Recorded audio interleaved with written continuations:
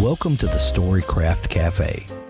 Come in, grab a cup of your favorite beverage, and get ready to join the storytelling conversation. Storycraft Cafe is brought to you by Dabble, the ultimate cloud-based fiction writing software. Here we're going to bring together storytellers from all walks to encourage and empower you to craft your best story. Thanks for joining us again here in the Storycraft Cafe. We've got an amazing show for you today. Join us over at storycraft.cafe so that you can be notified of upcoming events and live author hangouts that we have all throughout the week. Storycraft.cafe. Thank you to Dabble, as always, for making this podcast possible. Well, thanks for joining us live here in the Storycraft Cafe. I'm your host, Hank Garner. Today, I am super excited to have Ben Purkert on the show with me. He has a phenomenal new book. It's called The Men Can't Be Saved. And Ben, I'll have to admit to you, I was not prepared for how much fun this book was and how much joy I got out of it. Even at times when I felt like I shouldn't be getting joy out of this book, it was it was a lot of fun to read. So welcome to the show today. Hank, thank you. So nice to meet you, and thanks for the kind words. That's great. Absolutely. Ben, I love to start with a fun question to kind of get the tone set for the show. And the question I have for you today is, what is your first memory of wanting to be a writer or storyteller? Oh, wow. Huh. You start, it's like a good icebreaker, but it's also like the hardest one because there's a lot of ice, you know, my memories are buried pretty deep in the winter tundra of my life. Well, I'll say this. I think that for me, growing up, I loved to watch a lot of comedy. My favorite comedian, my favorite actor was Robin Williams. And I mean, Robin Williams had a lot of big roles when I was growing up in the 90s. He was he narrated the genie in Aladdin. He was in Hook. Then later Mrs. Doubtfire. Like, he had a number of hits in a row. But before he did all that, he had this part in like this, I think it was like The Frog Prince. I watched it probably in like 1988 or 1989 when I was 3 or 4 years old. And if you know Robin Williams, he just can't help but be Robin Williams in everything he does, you know? That's he's like having a box of Robin Williamses. Yes. Just so much of him. Yes. All that energy and effusiveness and untamed creativity and also just a sense of danger. Like, you know, he's just going to go wherever he's going to go. And even when I was 3 or 4 watching him, I just loved how he put everything into his art and his comedy, and it just compelled me. So, you know, I wanted to be a comedian actually before I think I wanted to be a writer. I wanted to be able to reach people in the way that he did, and writing poems and writing fiction, that ended up being the vehicle for me to do it. So when you said that you laughed at, you know, reading my book and you got a lot of joy out of it, that's a great compliment. Well, I absolutely did. And I agree with your love and admiration for Robin Williams because, you know, whether you think of him as an actor, as a stand-up comic, as he's all of those things. And he was so much larger than life. And, yeah, I think we're all better for being in a world that had Robin Williams in it for sure. Yeah, agreed. Yeah. You have not only this first book of fiction that you published, you've also published poetry. What got you interested in poetry? I had great teachers. I had a terrific English teacher in middle school. If she's watching, hi, Betsy Barbado. And she just loved poetry more than anything. And it was her love of it that made me love it too. I just wanted to consume poems. And it felt to me like poetry was the place for those of us who just were obsessed with words. And if you loved words, if you loved the sound of words, if you loved playing with words, you know, imagery, poetry was going to be for you. So that even more than fiction was the road that I pursued. And I studied it in middle school and then high school. And then in college, I became an English major and I did a poetry thesis. So fiction is relatively new for me, but poetry came first. Poetry is one of those things that, you know, they start students off in, I don't know, third or fourth grade, you know, writing simple poetry in English class. And it's something that's very easy to get into and extremely difficult to master. There's something about the economy of words and being able to, allow the reader to tap into vast arrays of emotion in such a small space. Was it that sort of power that poetry held over you? Was it this kind of elusive sort of thing? You know, it's one of those things that we all can try our hand at, but it's so difficult to get right and to craft the perfect poem. I'm having trouble putting it in words, but I think you're getting across what I'm trying to say. Yeah, I am. I think, or at least I think I am. Yeah. You know, on the one hand, you talk about poetry in terms of control or in terms of power. And some part of me wants to say it's the complete opposite. Like if you think about what a poem is less the imposition of a kind of power and more of an admission or a confession or a vulnerability of, I don't understand the world fully, but I'm going to try, or I'm going to ask questions. I'm going to look at the moon, not as someone who has seen the moon 10,000 times before, but I'm going to see it as a child would, with a complete openness, if not innocence.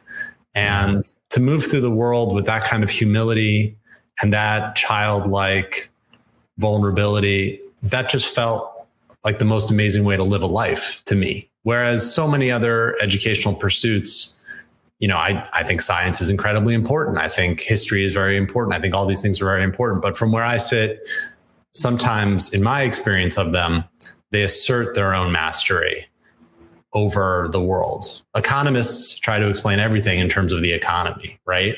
And in my experience, poets don't use poetry to explain the world. They use poems to interrogate or ask pointed questions. So that's one answer. But the other answer is, you know, I think you're not, you know, I agree with you. To write a poem that has very few words in it, it is an exercise of control. It is, you know, you're molding a very small bit of clay and trying to get it right. So I guess I'm giving you both sides of the answer, but both of them feel true to me. Yeah. In the world where we find ourselves and the state of publishing these days, and you know, there's lots to be said about the publishing industry, but where does the publishing industry exist for poets these days?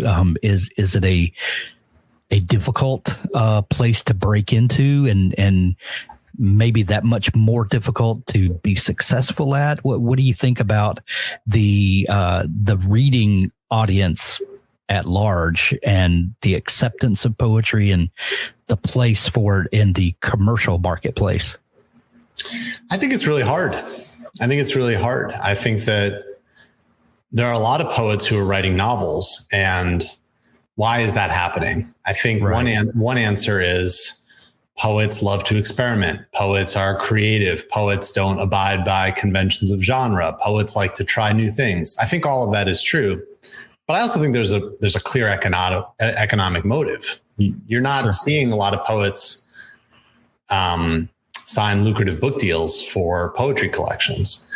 It's not to say that fiction is really lucrative either, but in comparison to poetry, it's a whole different thing.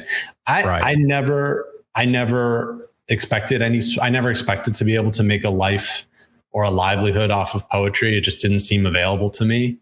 There are certainly a handful of poets who, in the US at least, do sell in quantities where they can, you know, support themselves, but we're talking about a minuscule amount. So I think there are always reasons to say that it's changing, or that certain poets who sell in such high volume that things are going to shift radically. Instagram was supposed to change everything because now you can just see a single poem, and the extent to which that translates to sales, I think, is an open question. But I think that, what really matters is poems connecting with people. And if you have a poem that reaches one person and changes that person's life or changes their worldview, even just a little bit, versus a poem that reaches 10,000 people, but doesn't impact them necessarily all that much. They read it and then they immediately forget about it. Who's to say what the bigger impact is, And that's sort of how I think about it. Having said that, artists need to eat and poets need food and healthcare and all those things. Yeah. So as someone who studied poetry and had worked your craft at it, you also wound up in the advertising industry. Mm-hmm. And a lot of that fueled the new book, The Men Can Be Saved. What was your experience coming out of college, going to work in advertising? And, was it everything that you thought it would be? Was it more? Was it less?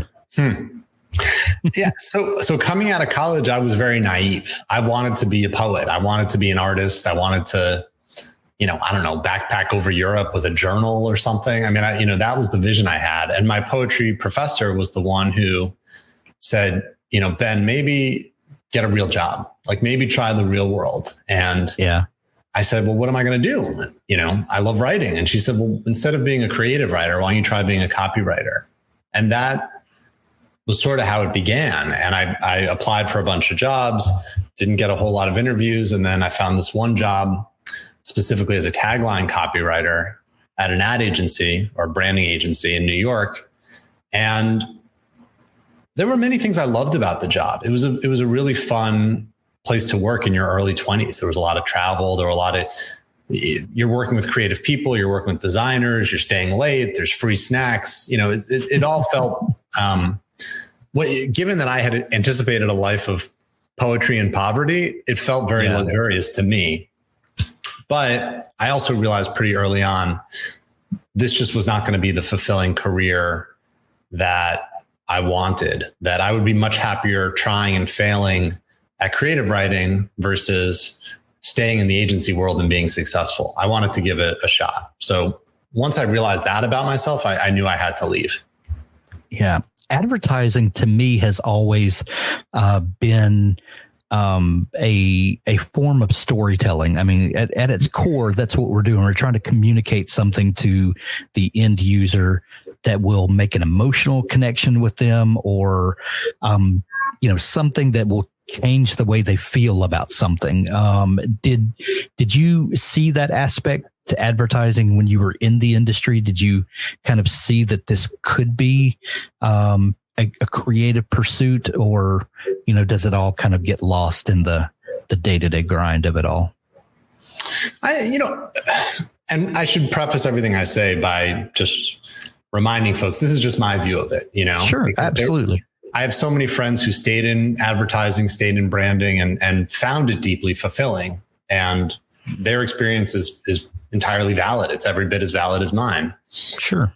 I found it really creative. I loved how creative it was. I mean, I had friends who were working in business consulting or banking and stuff like that.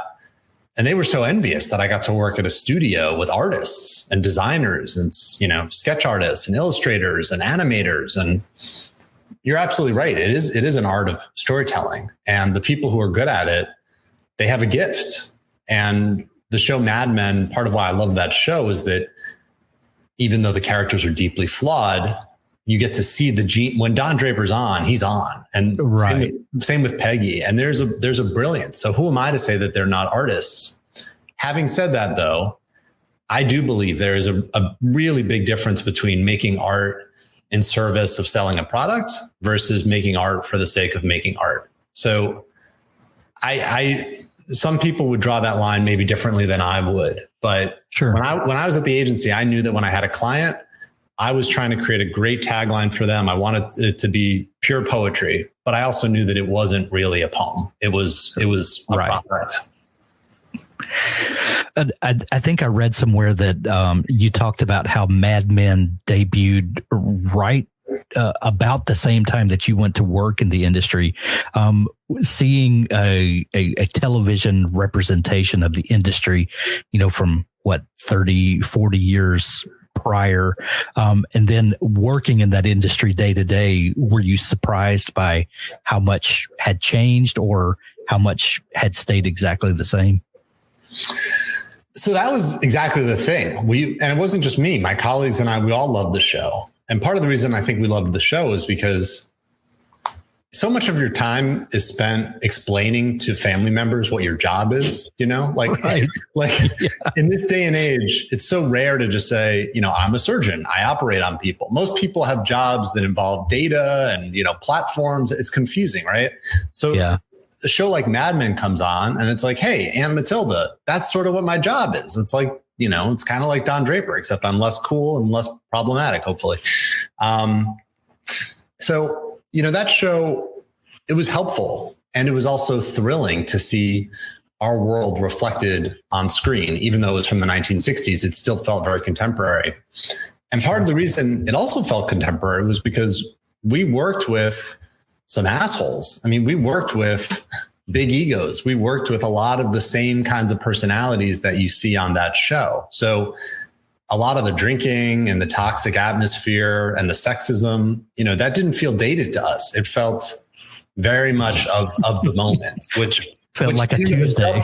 Yeah, I was like, right. We know that guy, Joe from accounting. So right. That in and of itself was kind of alarming. Wait a minute, look at how little has changed, actually, except for the technology, which is all different.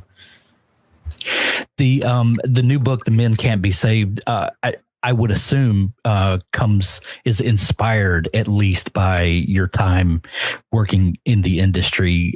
At the time when you were working there, did you have the presence of thought to think, I'm going to collect this will be a valuable story one day? Did you think in terms of that, or was it more just kind of the whole experience has kind of percolated and mellowed for future use?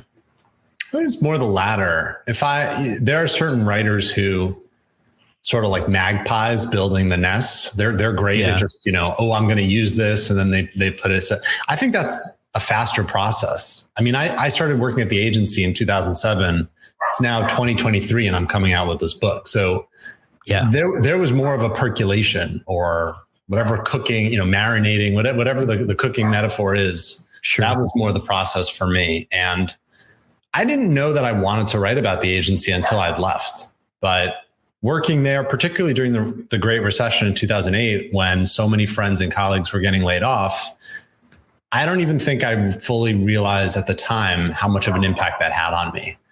But as time wore on, I found that I wanted to write back toward that moment. Yeah.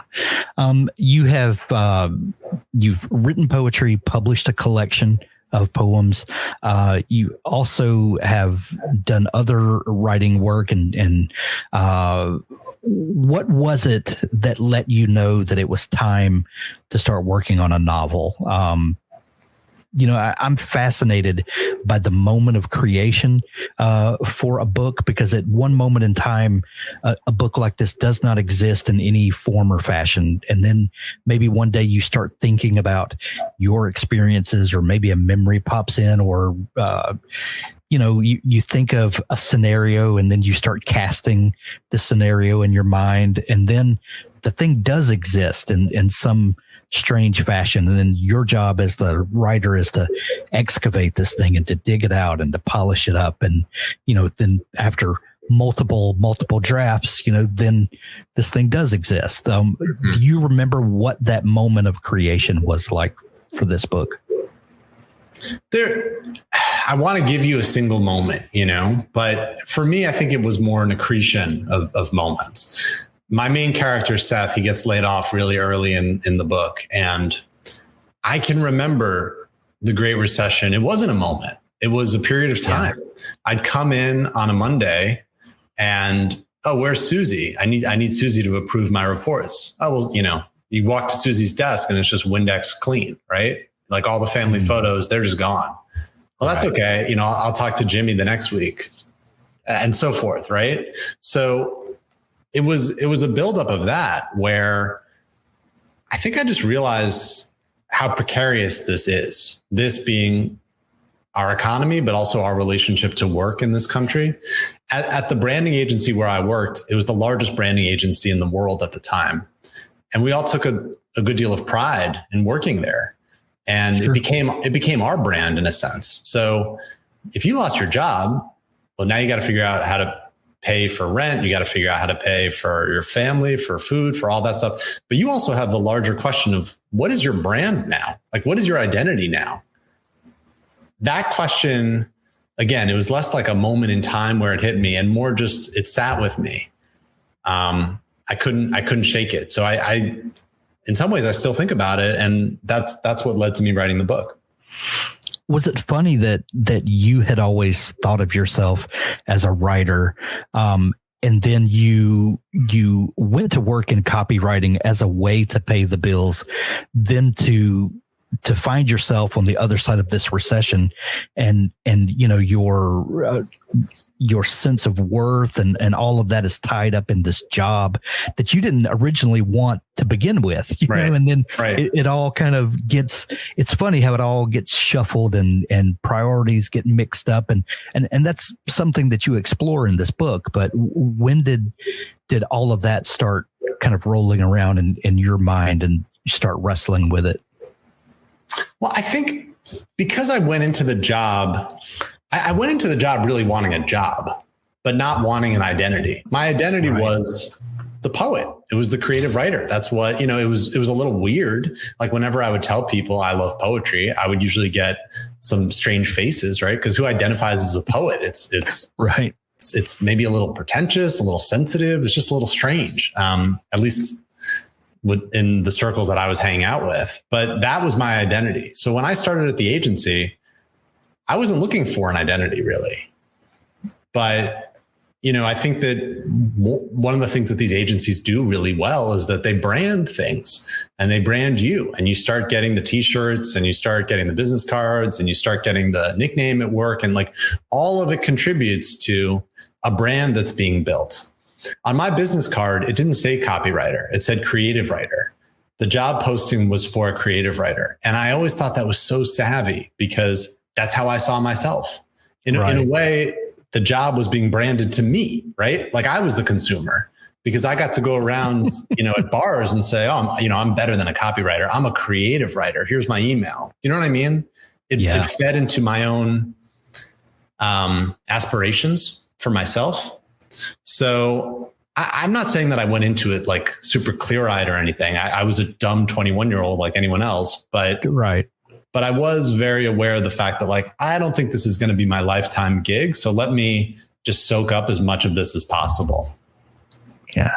So when did you start working on The Men Can't Be Saved? When did you like in earnest think this is going to be a book? This is a project I'm working on? Yeah. It's a hard question for me to answer. I would say about a decade ago, because I left the agency full time. I still freelanced for a few agencies, but I went to get my MFA in poetry, my Master's of Fine Arts in Poetry. And all during that time, I wasn't thinking about fiction at all. I was just writing poems, trying to put together the poetry book. And I was sending out my poetry book. I was waiting. It was getting rejected. Publishers didn't want it. Maybe they wanted it. They were going to wait. And at some point it was like, I'm just in stasis here. So I got to do something. I need a new creative project. And that started about 10 years ago of let me just, kind of get back into that agency mindset and see what comes. Gotcha. Did you envision this project? Did you have a beginning, middle, and end? Did it all come about as you're writing? In in fiction writing, we talk about people being in two camps generally, pantsers or plotters. One, do you write by the seat of your pants and just, as the story unfolds, or do you have a plan with your writing? And, to be fair, most people fall on a spectrum somewhere between the two of those camps. But where do you see yourself? I'm team pants pretty hard. I'm team pants, and I'm pretty far at the end of the spectrum. It's funny because I'm now working on a second novel just at the very beginning, and I feel myself drifting more. Like, I knew so little about novels when I started writing my novel. I started it 10 years ago. I wrote a first draft in about 6 weeks, but then I spent like 9 years practically revising and reworking. So I wrote it very quickly, very seat of my pants, kind of like a roller coaster, just go. And then I had to do the rigorous work later of cleaning it up. Now that I'm working on a second project, I understand fiction just a little bit better, which is not, I don't mean that in a braggy way. I'm still very much in the dark, but the best preparation for how to write a novel is to write a novel, because you learn so much just from the process, whether or not it gets published or not. I deeply believe that. And so I almost kind of want to get back to that beginner's mindset of not knowing structure. You know what I mean? Because there's freedom in that not knowing. So I think my answer to you is that when I wrote The Men Can't Be Saved, I was very much seat of my pants. And as I'm getting older, maybe I'm feeling myself moving on that spectrum, and I'm trying to fight it, because I think there's more discovery, there's more fun to be had on that other side for me. Sure. There's also, I like to refer to it as the gift of anonymity, that, like you said, you had 10 years to write this novel. There was no one knocking on your door, demanding that Ben turn in his novel. This was right. I would have wished for someone at that door. Right. But, so it takes the time that it takes to get the novel ready and to get it out to the world. Well, then you publish a book like The Men Can't Be Saved, and it's getting some buzz and people are talking about it. And then inevitably the question becomes, well, what else has Ben going to publish? And, when's your next book coming out, Ben? And, then there's a certain pressure that comes with, this thing that you do. Are you feeling that now? And how do you find that balance, between taking a decade to write a novel and following it up, but also holding that creative freedom in the balance there? Yeah. And thanks for the kind words. Believe me, it is thrilling and also a bit bewildering on some level that the book is reaching people, because I spent so long with it just as a Word document that my wife knew about, and, I knew about, and not too many other people. So it's a great thrill and a great honor, but it's still so fresh and so new. I think this is where being a poet is helpful, because when you're a poet, you don't expect anyone to read. At least I didn't, I just love poems. I'm going to make that my life. Hopefully I'll find a way to support myself. But I didn't have any expectation that there would be a publisher knocking down my door to publish my poems. I knew that there wasn't an economy for it. So I realized intellectually that fiction is different, and conceivably my agent or another publisher, might want to take a look and see what's going on. But it's so important for it to be as good as I can make it. I don't want it to go out the door too early. So, I think it's something to navigate, and it's also, listen, it's a blessed position to be in, to feel like you're producing work that someone else might want to read. That's a great, tremendous honor. So I think it's a problem for sure, but it's a problem that I'd be grateful to have. Yeah. When we first started talking, Ben, I told you how much I enjoyed this book and how much joy that I got from reading it, and which is an odd thing to say, because the book really tackles a lot of difficult subject matter, and a lot of subject matter that's hard to talk about, and that is so triggering for a lot of people, but does it in a way that, a spoonful of sugar makes the medicine go down, there's something about levity that is injected into this book, and the humor that you slide these difficult conversations across the table, along with a chuckle, that makes it so much easier to digest, and then ultimately to talk about, and, to reflect upon. Because if we can look in the mirror with a smile on our face, it's usually better to see those things that are difficult to see. Yeah, thanks for saying that. It's a great honor. I don't want to get this wrong, so maybe I'll look up after, but I think the comedian Richard Pryor is the one who said that he loves to get people laughing, because if you get them laughing, they open their mouths and you can put the poison in. I think that I love books, movies, TV that blends the light and the dark. I'm a big. Did you watch Succession? I watched the first two seasons, I think, and we've got to catch up on the rest. But okay, yeah, I'm familiar with the story. So and some people love it and some people hate it. But what's so great about that show to me is, I think that show is incredibly dark. I mean, it's a real bleak picture of inequality in America today, and family dysfunction and abuse. I mean, it's really dark, but that's also the funniest show on TV. It's the best written show. I mean, I crack up watching that show. And I think, we sort of arbitrarily have these genre distinctions where we want things to either live as a comedy or as a drama. And whose life is like that? I mean, my life is not like that. Your life, I'm sure, is not like that. You have a tragic moment followed up by a hilarious moment. You're going to your friend's funeral and then you step on dog shit on the way to the funeral. I mean, it's like that. That's so much of what life is. Why are we putting up these walls? So I love what you said, because I wanted a book that felt like it could inhabit both worlds. And I read this one review of the book this morning that talked about how it got the balance right between just like sour and sweet, or just, light and dark or something. And it just really felt really rewarding, because that was a lot of the 9 years revising, was trying to thread that needle so that it felt like a fun summer light read, but one that didn't shy away from some pretty difficult concepts. Did you have a favorite character to write in this book?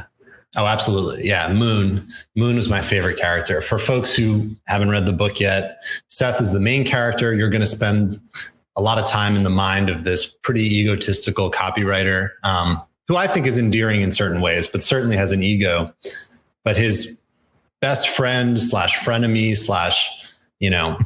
/ most hated guy in the world is this character Moon, who works with him at the agency and is just so loud and so big and so offensive and never apologizes and is completely unencumbered. He's a toxic guy who doesn't even know what toxic means. And whenever he would enter the book in a scene, I loved it. He has so much charisma and sense of danger to him. So he was my favorite character.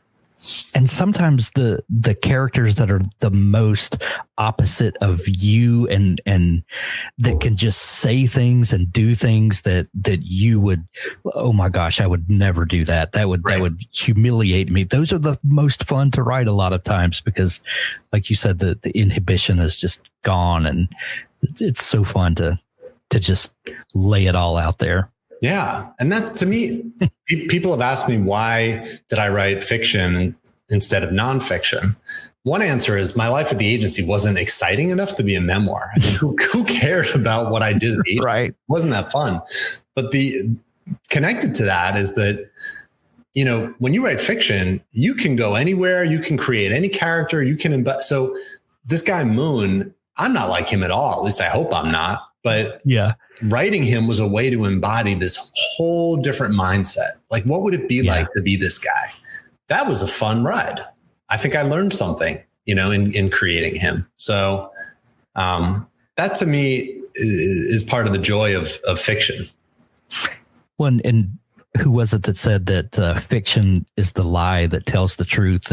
Right. You can almost be more honest in fiction than you can nonfiction in a way that seems counterintuitive, but it's absolutely the truth.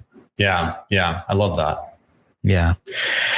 The Men Can't Be Saved is available everywhere now. You can get it in hardcover or Kindle edition. Go visit your local bookstore, support local books, pick up a copy of it today.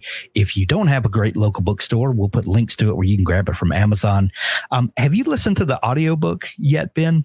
I you know what? So I listened to, we had different folks audition. So I got to hear different clips and I just loved Jonathan's take. So I knew from the first paragraph, I was like, I think this guy's got it. Did you listen to it? I haven't yet, but it's in my Audible queue, and I think this weekend I'm going to listen to it. I love getting an advanced reader copy, reading the book, and then getting to listen to the Audible production later and getting to experience the story all over again. Through a narrator. So I can't wait to see what that experience is like. Ben, if people are just discovering you and want to dig into all the great stuff that you're up to and follow along with news and upcoming events, is there a place online where they can connect with you?